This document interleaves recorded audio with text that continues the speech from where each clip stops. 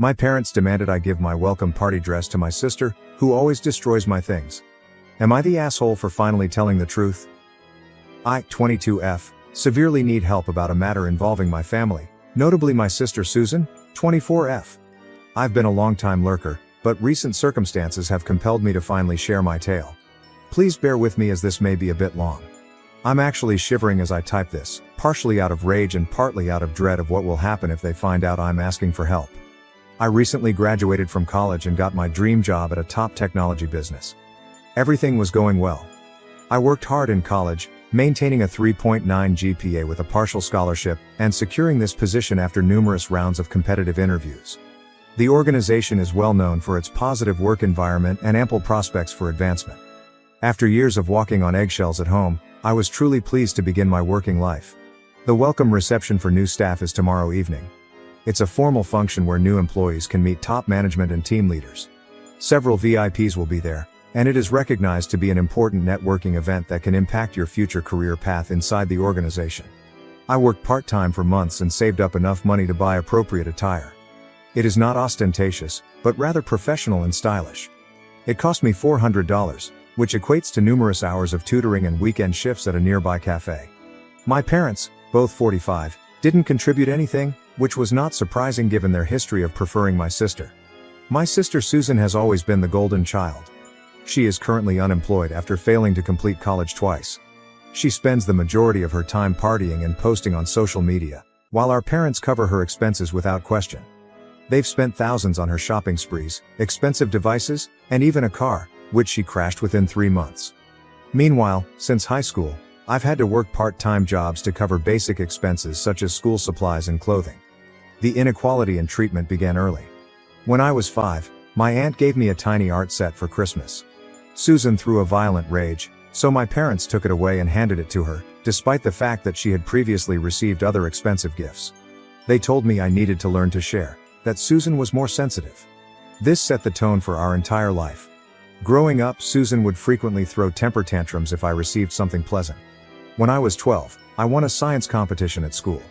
Instead of celebrating, Susan had a meltdown because she wasn't getting enough attention. What is my parents' solution? They took away my prize and certificate to avoid causing Susan concern. Susan couldn't stand seeing me on stage, so they forced me to miss the award ceremony. This pattern persisted throughout my life. Any accomplishment or enjoyment of mine was viewed as a danger to Susan's well-being. As we became older, the situation worsened. Susan had a habit of removing my belongings without permission. Clothes, books, electronics, nothing was off limits. If I protested, my parents would chastise me for being selfish and insensitive to my sister's sentiments. They would remark things like, "Susan is sensitive and requires additional support. You're stronger, so you must compromise." When I acquired my first smartphone at 16, which I paid for my tutoring money, Susan demanded it because hers was outdated, despite the fact that it was only 6 months old. My folks made me swap phones with her. There were numerous occurrences like this. Susan would physically assault me if she didn't get her way. She once pushed me down the stairs when I refused to allow her to use my laptop for a social media broadcast. I sprained my ankle, but my parents did not take me to the hospital. Instead, they instructed me to remain in my room and not provoke Susan further. Another time, Mom slapped me in the face at a family gathering because I was getting more compliments on my academic achievements. My parents called me aside and chastised me for showing off and making Susan unhappy. The emotional assault was far more severe than the physical. Susan would frequently tell me that I was unwanted and that our parents had me solely to give her a sibling. She made fun of my appearance, circulated rumors about me at school, and even ruined my friendships. When I was 15, I had my first boyfriend. Susan claimed I was cheating on him, I wasn't, and even showed him modified screenshots of phony chats. He broke up with me, and when I confronted Susan, she simply laughed. Our parents? They say I should never have begun dating since it made Susan lonely. Throughout all of this, I learned to keep my head down and concentrate on my schoolwork. My dream of financial independence kept me going during the toughest moments. I stopped expecting support or validation from my family. I even intended to move out as soon as I started earning money, hoping to finally be free of this toxic environment. I immersed myself in schoolwork and extracurricular activities, doing everything I could to avoid being at home. During college, I believed things would improve because I was living in the dorms, but Susan would frequently drop up unexpectedly, demand money or clothes, and throw fits if I refused. My parents would call and chastise me for neglecting my sister, despite the fact that she was meant to be the older sibling. They even tried to force me to quit out after Susan failed her classes for the second time, stating that it was unfair for me to complete my education while she couldn't. But yesterday, everything came to a head. Susan and our parents stormed into my room 1 hour before I was supposed to try on my dress for final changes. She demanded that I dress for her next job interview. When I declined, she screamed about how I was arrogant for having a job before her, how I was purposefully attempting to make her appear bad, and how I'd always been a selfish, attention-seeking brat. Our parents, obviously, supported her. "Your sister needs this more than you," Mom remarked, using the guilt-tripping tone I've come to despise. "She has interviews scheduled, and this garment would greatly increase her confidence. You can wear something else to the celebration. Why are you always so difficult?" I tried to explain how important this event was to my career, how I had saved for months to buy the outfit, and how this was my last chance to make a good first impression at my new job. But Dad cut me off, his face flushed with rage. "Stop being so difficult," he snapped. "You understand how difficult this time has been for Susan. Why do you always have to make it about yourself? Can't you think about your sister's emotions for once? What is the worst part?" Susan had previously returned her own beautiful dress, purchased by our parents for $2,000, and used the money to buy makeup and a new iPhone cover. She didn't even have any actual interviews arranged. She only wanted my dress because it was mine. Later, I overheard her on the phone with a friend, joking about how she was going to take care of her sister's attitude issues. What distinguishes this situation from prior ones is that my grandmother, 71F, expects images from the welcome celebration. She's always been more sensible than my parents, but living in another state means she's not as familiar with our family dynamics. She explicitly requested that I send her images of my clothing, expressing her pride that I had landed such a good position right out of college. She even considered framing the photo for her homeroom. I am currently locked in my room, trying to figure out what to do. My hands are trembling while I type this. My sister is still having a fit outside, yelling that I am ruining her life and that she will make me regret being born. I can hear her hammering on my door and threatening to smash it down.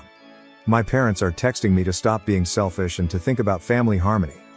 They're threatening to ground me, yes, at 22, and confiscate my phone if I don't cooperate. Should I just give in again to maintain the peace? I am aware that if I do not comply, they may physically compel me to hand over the dress, or Susan may trash it out of spite, as she has done with my belongings in the past. But I'm so tired of being the family's scapegoat. This welcoming celebration meant the world to me. It's my first step toward independence, a chance to begin establishing a life free of their destructive influence. I can't help but worry if telling my grandmother the truth about what's going on will make a difference. She's always been nice to me, but my parents have taught me that contacting relatives would bring shame to the family and that no one would believe me anyhow. They have spent years telling me that their treatment is normal and that I am to blame for not being more flexible. I am lost and unsure what to do. Any advice would be greatly appreciated. Am I irrational in wanting to keep my own outfit, which I purchased with my own money? How do I approach this scenario without causing further controversy, but also without giving up something that is really important to me?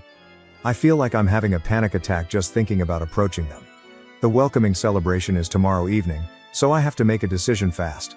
I've worked so hard to get here, and it's upsetting that my accomplishment is being overshadowed by my sister's demands and my parents' supporting conduct. The idea of showing up in something inappropriate and perhaps harming my professional reputation is worrisome. But so is the prospect of another violent encounter with Susan. Thank you for reading this far. I've never told anyone the whole amount of what goes on in our family, so writing it all down seems both terrifying and liberating. I keep second-guessing myself, wondering if I'm overreacting or if I'm insane for believing this isn't typical. Right now, any advice or assistance would be greatly appreciated. Update 1. First and foremost, I'd like to thank everyone who left positive comments on my first post. A lot has transpired in the past 24 hours, and everything has altered. Yesterday, after I posted, my grandmother called to inquire about the welcome celebration and pictures. When I started making excuses, she realized something was wrong. She insisted on bringing me up for lunch today, claiming to require assistance with grocery shopping. My parents couldn't turn her down without raising suspicions. At a quiet cafe away from home, my grandma held my hands and whispered, "Now, tell me everything." Her gentle tone smashed through all of my barricades. For the first time, I revealed the entire truth about our family dynamics. I told her how Susan ruined my school projects, shredded my college prep books, and bleached my prom outfit. I revealed years of secrets that I had kept buried out of fear and shame. My grandma listened without interrupting, but I could see her hands trembling in rage.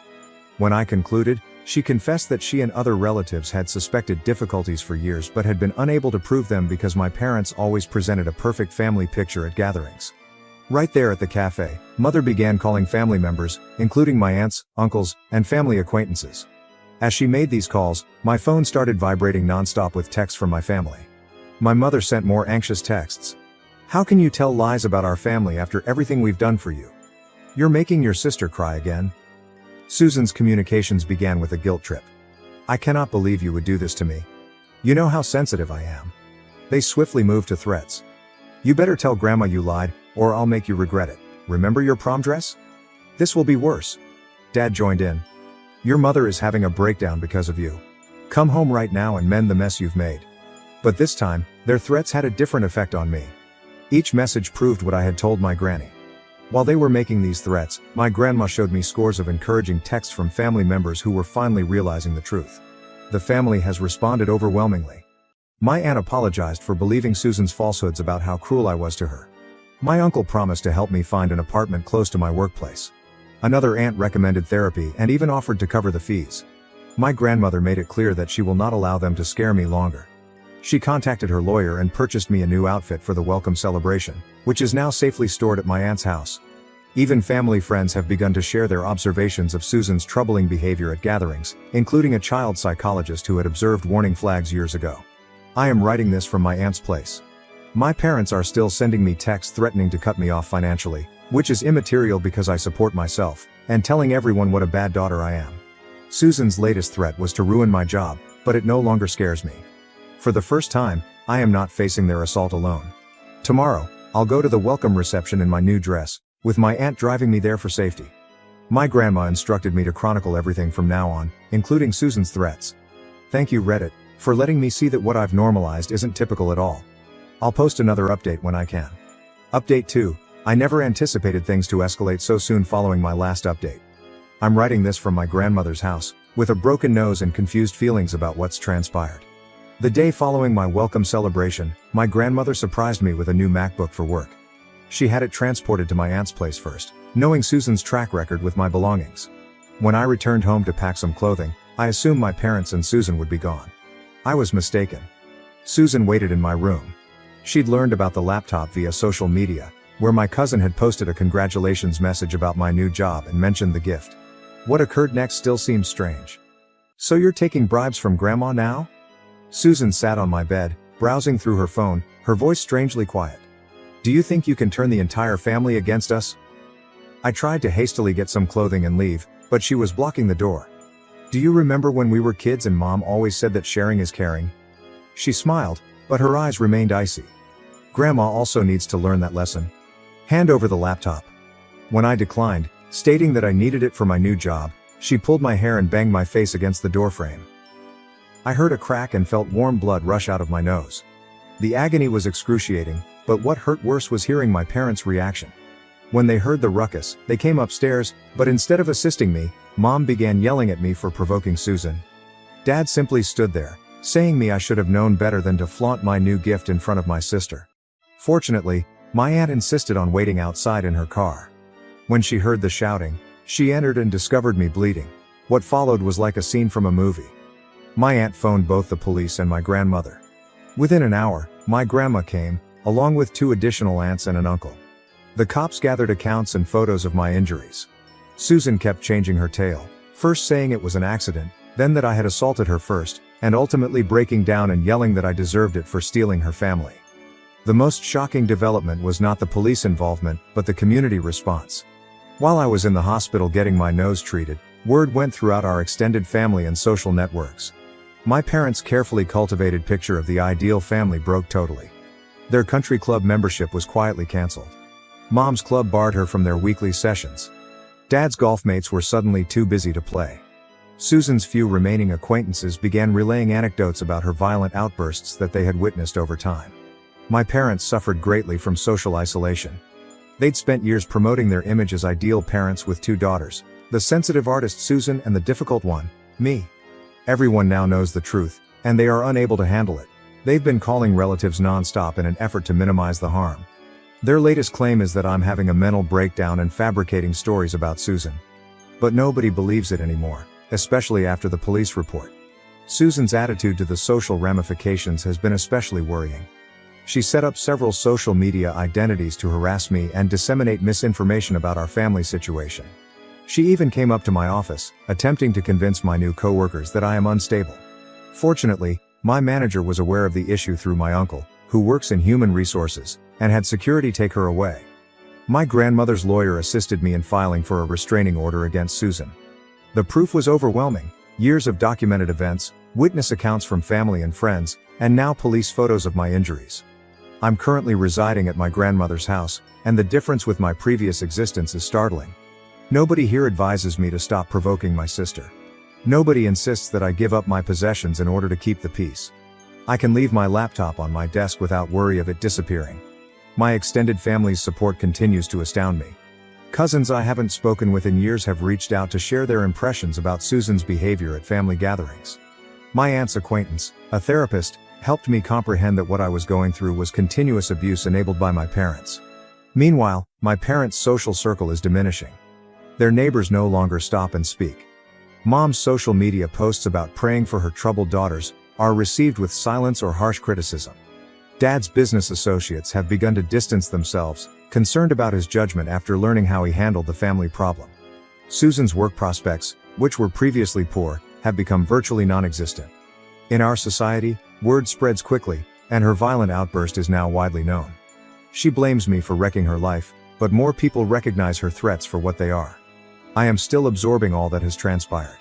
My nose will heal, but witnessing my parents' carefully constructed facade disintegrate has been both satisfying and heartbreaking. They are dealing with the natural consequences of their decisions, and no amount of trickery will help them this time. I'll provide another update as I have more information to offer. Thank you everybody for your encouragement. It helped me hold firm when Susan requested the laptop, even though the repercussions were unpleasant. Sometimes things have to get worse before they can improve. Update number 3. Thank you for your support on my prior updates. It's been a hectic few days, and I wanted to highlight some important developments. My healing is progressing well. The swelling in my nose has subsided, but the bruise appears worse. The doctor thinks there will be no permanent harm, which is reassuring given my future work presentations. Living at my grandmother's house has become permanent, and the contrast with my previous existence is stark. This morning, I unintentionally spilled a coffee mug and found myself flinching, expecting screams and punishment. Instead, I received my grandmother's polite concern and assistance cleaning up. The community's response has been incredible.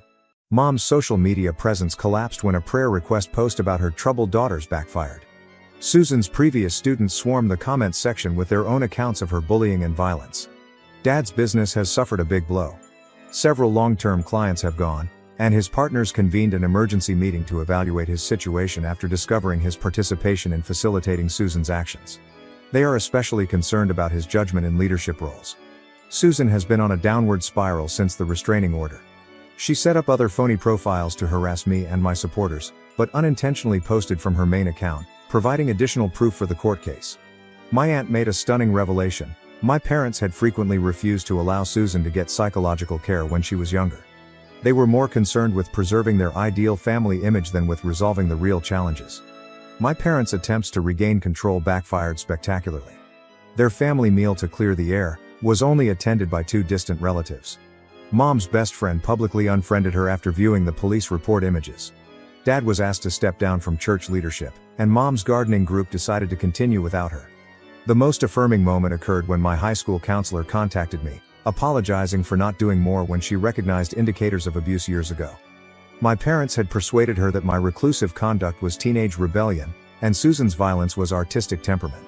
My workplace has been quite supportive following Susan's attempt to make trouble. My manager added additional security precautions, and my coworkers have been understanding of my predicament. My uncle published a public post yesterday, documenting years of disturbing behavior he had witnessed. His post went viral in our neighborhood, resulting in additional social ramifications.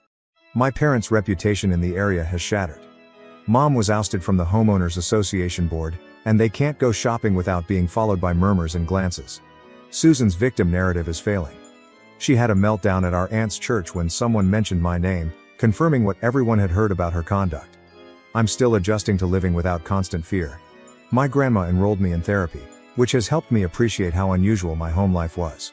Our lawyer's response to my parents' latest cease and desist letter regarding spreading falsehoods included police report images and witness statements. The help from this community has been tremendous.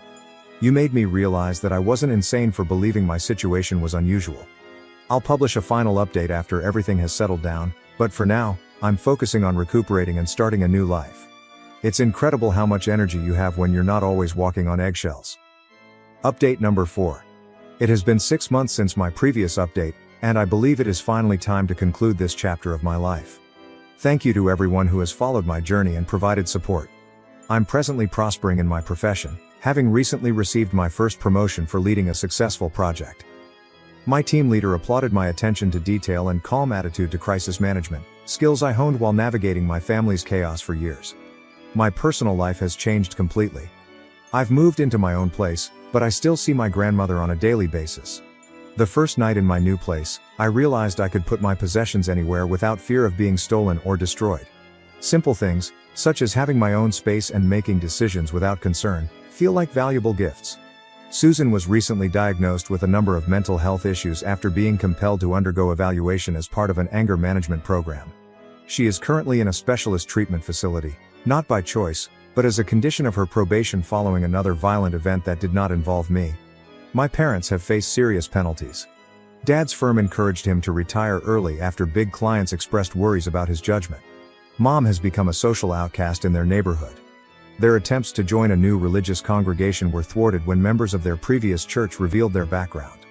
They're selling their home and moving to another state for a fresh start, but their reputation precedes them in various areas they've investigated. The continual chilly shoulders and whispered remarks became too much for them. The most unexpected development has been the ripple effect among our extended family. My tale inspired 2 cousins to speak out about their own experiences with family abuse. It's as if breaking the veil of silence has enabled others to finally recognize their own hardships. Work has become my haven.